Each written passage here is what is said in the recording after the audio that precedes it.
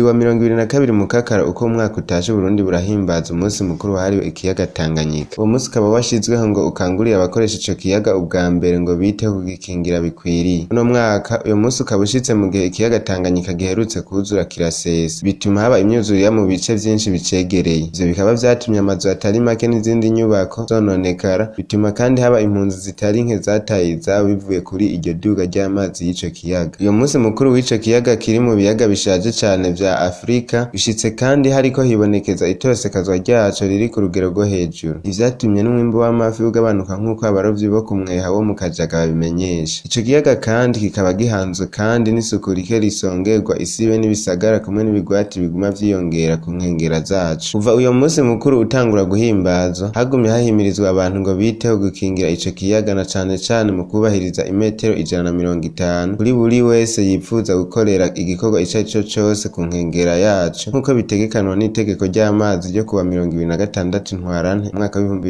2012. Ariko iryo himirizwa ntiryajanye n'ingiro. Nk'uko vyibonekeza, zimwe mu nyubako zahitanwe n'inyuzurira y'ico kiyaga ntizari zubahirije iyo ngingo. Hirya no hino mu nzuzi n'imifurege yisuka mu kiyaga Tanganyika haracibonekeza imyanda y'ubwoko bwose icisuka muri ico kiyaga, ibituma ibinyabuzima bica bigabanuka mbere bigashika no kuzimangana. Uno munsi mukuru rero ngo wabwirizwa kongera gukangurira buri murundi wese kwitaho ico kiyaga kiri muri bimwe biteye iteka igihugu c'u Burundi nk'uko bishikirizwa n'abagenzi n'inshuti z'ico kiyaga. Tubibutse ko uwo munsi watanguye guhimbazwa kuwa 22 Mukakara umwaka wa 2005 igihe ikiyaga cari catanguye gusagirizwa n'isuku rike kumwe n'ivyondo vyirunda musi yaco.